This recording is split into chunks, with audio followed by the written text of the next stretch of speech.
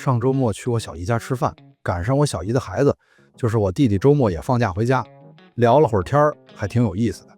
我小姨和我一样生孩子比较晚，就导致我这个弟弟比我小了18岁，今年才上大二，文科生，高考那年铁了，新大学要学法律，他觉得学法律毕业了好就业。然后这次我们在饭桌上就聊啊，我说有时候想起来你们这代人可够倒霉的，赶上这个 AI 技术和硬件实力都沉淀了几年，马上就要进入应用爆发期的阶段了。你说你们大学4年学的跟 AI 一点关系都没有，但是毕了业可能去哪儿上班，人家都需要有 AI 实操能力的，或者你能证明你比 AI 强。他说是啊，他们学长说现在已经有很多 APP 都可以实现，你把案情告诉 AI， 然后他就能给你出个初步的起诉书了，只是最后盖章还是需要真人的。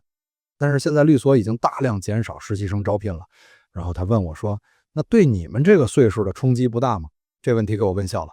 我这岁数的人哪儿还用得着跟 AI 竞争啊？公司要是觉得你体力脑力跟不上了，自然会给你一笔钱让你踏踏实实回家休息。然后我弟弟就感叹说，早知道半年前要是梭哈黄金，那到现在就什么都有了。他这个想法我也是不置可否。照这么说，我上大学的时候要是梭哈比特币，那现在才真是什么都有了呢。但是回到家想想，我觉得这事儿挺有意思，连眼神清澈而愚蠢的大学生都知道金价涨疯了。所以呢，今天就想着跟各位聊聊黄金的事儿。其实历史上每一次金价的大幅起落，背后都有不少有意思的故事。既然要聊黄金，就不得不提到一个人，约翰·梅纳德·凯恩斯。大家都知道这人是个男爵啊，剑桥大学王国学院毕业的一个英国的经济学家啊。这人比较有代表性的思想就是他一直倡导尊重市场机制，不要人为的去干预经济。意思就是即便你预测到了经济大萧条可能要来了，但是你别管，市场有它自己的生命力，会自我调整回到正轨的。这个凯恩斯可谓是能言善辩，雄辩滔滔，一手建立了凯恩斯学派啊。但就这么一个人，后来在黄金上栽了个大跟头。那是1944年，二战还没打完呢，盟军的大佬们觉得这仗眼看要赢了，但赢了之后这世界贸易怎么搞？大家总不能还像以前那样，今天你家觉得进口这个东西贵了，我给货币升值吧。明天他们家说了，谁允许你单方面宣布你们家的钱升值了啊？这不就乱套了吗？所以还是得大家一起定个规矩。于是呢，一共44个国家的代表啊，就齐聚美国新罕布什尔州的布雷顿森林公园开大会。凯恩斯呢，就作为英国方的首席大脑也去了。他呢，当时有个非常有野心的计划，他想创造一种叫 Banco 的超主权货币。简单说就是想让全世界都用一种跟任何国家都不挂钩的虚拟货币来交易。但是呢，那个时候美国人手里攥着全球大部分的黄金啊，腰杆子最硬啊。美国代表怀特就说，那不行，得用美元，而且美元得跟黄金挂钩。你看这个凯恩斯这个人是不是挺有想法？他相当于提前80年就想到了比特币啊，去中心化，是不是很超前？奈何当时的美国已经在经济和军事上绝对领先于其他国家。那人家提出来说，通用货币以后就是美元了，我们直接跟黄金挂钩。这凯恩斯他能怎么办？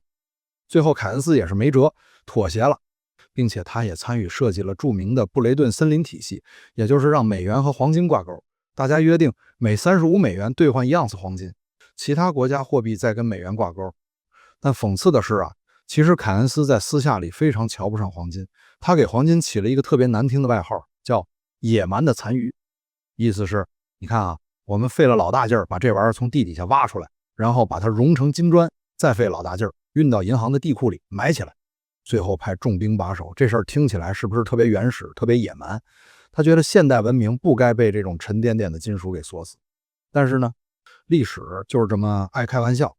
这个认为黄金没用的人，却亲手把黄金送上了权力的巅峰，让它成了随后几十年全球金融的定海神针。黄金这玩意儿啊，平时就像是个退休的老大爷，在大街上遛弯，谁也不理。但每当世界出事儿了，他就立马报一，变身超级英雄救世。这块咱们稍作展开，聊聊历史上几次金价蹦极的时刻。第一次是1971年的大离婚，谁跟谁离婚这么轰动呢？就是我前面说的那个布雷顿森林体系崩了。在60年代末期的时候啊，美国因为打越南战争印了太多钱了，全世界都开始琢磨，你手里真有那么多金子换给我吗？这时候法国人最鸡贼啊，直接拉着一船的美元到美国说换金子，现在就要。那这不把尼克松急坏了啊？于是就在1971年8月的晚上，突然在电视上宣布，对不起，美元和黄金我俩离婚了，以后我们可不保证按那个比例给你金子了。这就是著名的尼克松冲击。于是这金价立刻就像脱缰的野马，从35美元一路狂飙。大家就发现啊，原来那个叫美金的东西，它的毛消失了。第二次金价坐火箭是1980年的末日幻觉，那是黄金历史上极其疯狂的一年。当时的世界乱成什么样呢？苏联入侵阿富汗，伊朗人质危机，第二次石油危机，再加上美国国内通胀爆表，物价飞涨。那时候的人们都觉得毁灭吧，世界肯定玩完了，这纸币不就是废纸吗？然后金价在短短一年里从100多美元冲到了850美元。这里有个细节特别有画面感，当时在伦敦和纽约金店门口人山人海啊，他们可不是来买金子的，是老百姓拿着自己家里的金戒指、金项链拿过去卖。那时候的金价每天波动大到什么程度，交易员都不敢去吃午饭，生怕一回神手里的头寸就缩水了一半，那是一种集体性的恐慌。第三次的金价冲击，咱们这一代人应该都有印象。2008年雷曼兄弟倒闭，金融海啸席卷全球。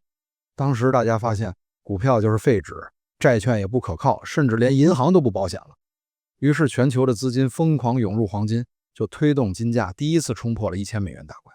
所有人都把黄金当成了唯一的救生圈。所以你看这3次波动背后其实都有一个共同的逻辑，不是黄金在涨价，而是人们对秩序、对规则以及对未来的信任在贬值。聊到这儿我就想起来个大片儿，您也一定看过。咱们先回顾一下这个一语成谶的片段，再接着聊。中国这音像产业这油水大了。我跟你讲啊，中国现在有2700万台 DVD， 每一台机器每年消费10张 DVD， 每一张 DVD 我们抽1块钱的版税，这1块钱乘10是10块钱，10乘2700万，这就是2亿7千万呢。2亿7千万。我们呀买一个已经 ST 了的这壳，把这个靠电子商务正音像产业往里这么一装，网站就得拿钱砸，舍不着孩子，泡不着老，连拉3个掌，高薪聘几个骂人的枪手，再找几个文化名人当靶子，谁火就灭谁。网站靠什么呀？靠的就是点击率，点击率上去了，下家跟着就来了。你砸进去了多少钱，加一0，直接就卖给下家了。我还告诉你，有人谈收购，立马就套现，给你股票，你都免谈。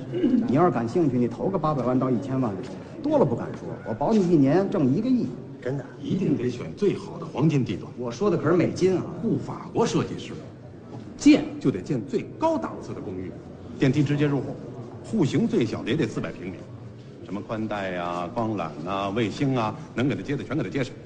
楼上面有花园，楼里边有游泳池，lobby里站一个英国管家，戴假发特绅士的那种。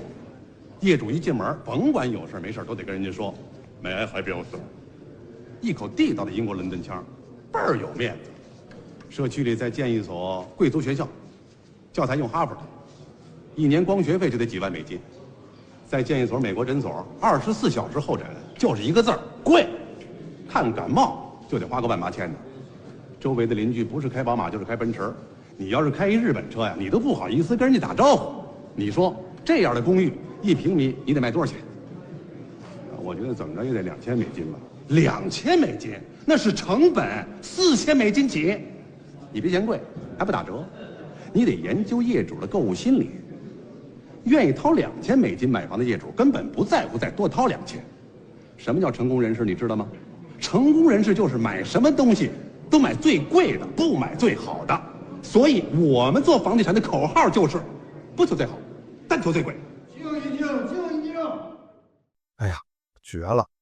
当年大家以为这段他们是在玩抽象，结果人家是精准预言了每一个产业的走向。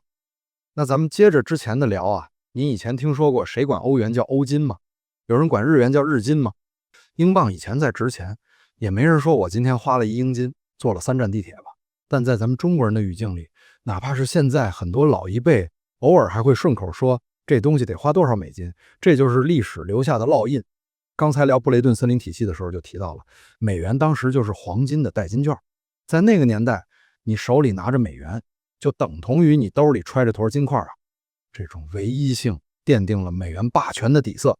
虽然后来1971年他们离婚了，法律上美元不再是金子了，但这种权力的记忆已经刻进了全球的基因里。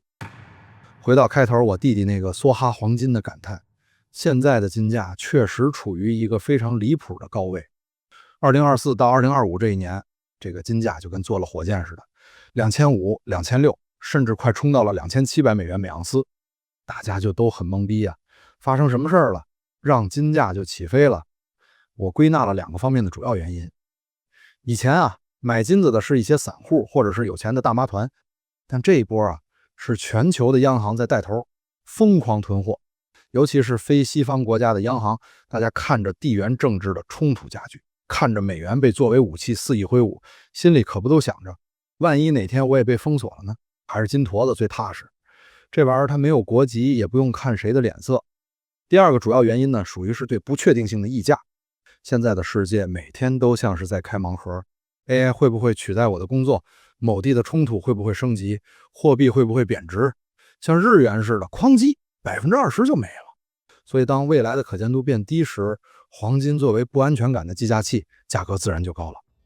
我能理解很多人看到金价涨成这样，很多人心里就痒痒，想进场赌一把，又怕是49年入国军，刚进场就被杀猪。所以啊，我想正好可以用股神巴菲特的一段话做今天节目的收尾，希望能帮助大家理性操盘。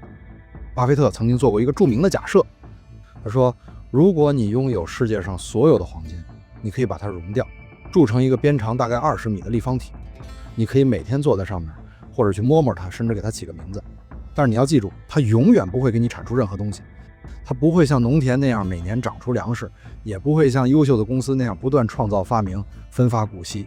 你买黄金其实是在打一个赌，你在赌未来的某一天会有另一个比你更恐惧、更焦虑的人，愿意花更高的价格把它从你手里买走。这段话揭示了一个真相：黄金的本质不是财富的创造，而是恐惧的度量衡。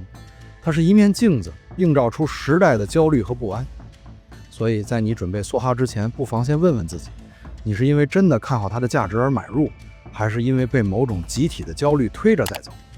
如果你只是因为害怕错过，或者因为害怕未来，那这时候的黄金对你来说可能就不是避风港，而是另一场冒险的开始。好了，这期关于黄金的事儿就先聊到这儿，祝大家身体倍儿棒，我是 Stone，下期见。